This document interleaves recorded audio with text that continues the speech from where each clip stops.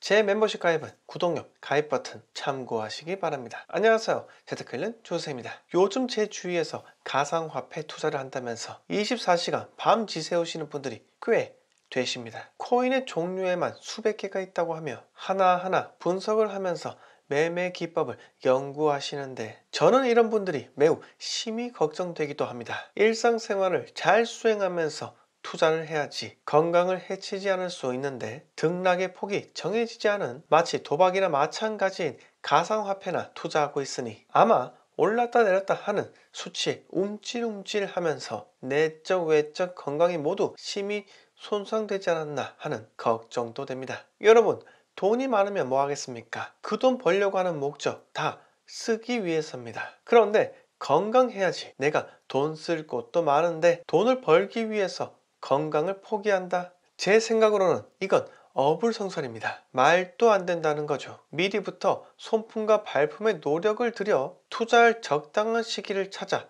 매매 급소를 노리면서 자금을 적재적소에 투입하는 것이 바로 제대로 된 투자입니다. 투자를 한 뒤에 오를까 내릴까에 스트레스를 받게 된다면 그것은 잘못된 투자인 거죠. 내가 투자를 했으면 정말 기쁘고 장밋빛 앞날을 기대하고 살아야지 왜 매초 매분 초조함을 느끼고 불필요한 건강 소모를 하는지. 그래서 여러분들의 생각을 바꾸실 필요가 있다는 겁니다. 제발 비트코인 투자에 미치지 마시기 바랍니다. 제 주위에 무슨 코인에 1억을 넣고 앱 지우고 인고의 시간을 견뎌서 25억 벌고 나온 사람이 있습니다. 그런데 과연 이 사람이 25억을 온전히 지킬 수가 있을까요? 저는 코인으로 번 돈 다시 코인으로 흘러 들어갈 수밖에 없다고 생각합니다. 부동산으로 번 수익 부동산으로 다시 흘러 들어가는 것처럼 같은 이치라는 거죠. 2022년 5월 코인으로 번 수익에 대해서 첫 세금 납부가 시작되기 때문에 현재는 가상화폐 수익에 대해서 양도세 한 푼 내지 않고 있습니다. 그런데 자본주의 세상에서 세금 한 푼 내지 않고 돈을 벌었다? 그럼 그 맛에 취한 나머지 다시 코인 세상에 발을 들일 수밖에 없습니다. 25억 벌었으니 25억 중 1억은 코인하고 24억은 건물 살 거라고요? 그리고 코인은 하락장 오지 않습니까? 하락하면 물타기 하려고 갖고 있던 부동산 처분하지 않을 자신이 있으신가요?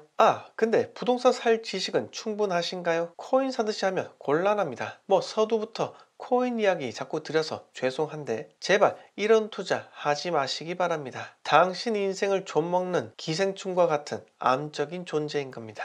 머스크 형도 코인 때문에 똥줄 타는지 언론 플레이 계속 하지 않습니까? 코인으로 돈 벌면 뭐합니까? 테슬라 주식 보세요. 최근에 급락을 했었고 코인 때문에 지금 주가 왔다리 갔다리입니다.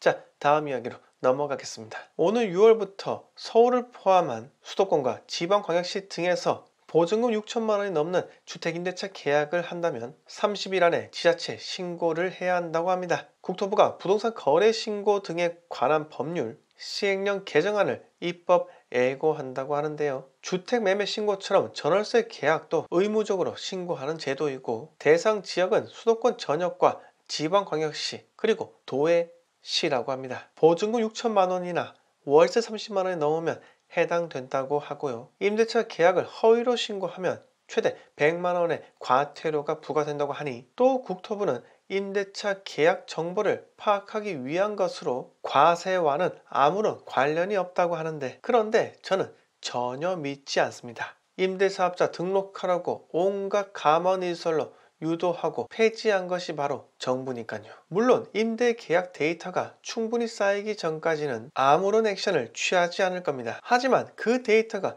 충분히 쌓이게 되고 빅데이터화 되게 된다면 보증금에 대한 과세 이것만큼 좋은 세원이 없다고 생각이 듭니다. 집주인들이 받는 보증금 월세가 모두 신고 대상이다. 지금까지 당연히 과소신고한 사람도 어느 정도 있을 건데 모두 수면 위로 끌고 올라와서 세금을 때린다면 저는 정말 무시무시한 일이 발생할지도 모른다 라고 생각이 듭니다. 우리 폭락이들은 집 가진 자는 모두 적폐이기 때문에 이렇게 다가구 주택 한 채로 임대사업하는 사람까지 모두 망해야 한다고 생각하고 있죠. 그들은 이제 다가구 소유자들이 받는 임대료가 공개된다면 그들이 스트레스 때문에 임대사업을 하지 못하게 되니 시중에 내놓는 매물이 증가되면서 다가구 가격이 폭락할 거라며 폭락 호소인 역할을 자청하기도 합니다. 그런데 폭락이 여러분, 이렇게 과세 정보를 쌓고 세금을 때린다면 집주인의 유상적 스트레스는 결국 임대료 상승으로 전가될 가능성이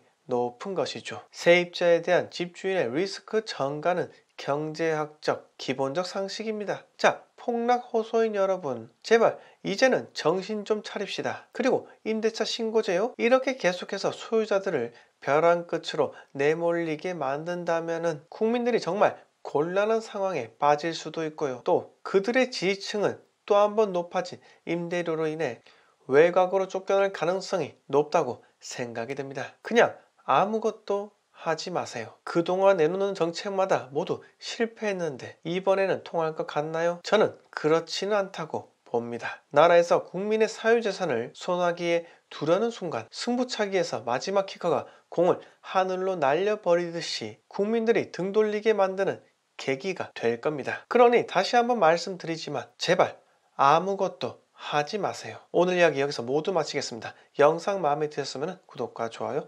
부탁드립니다.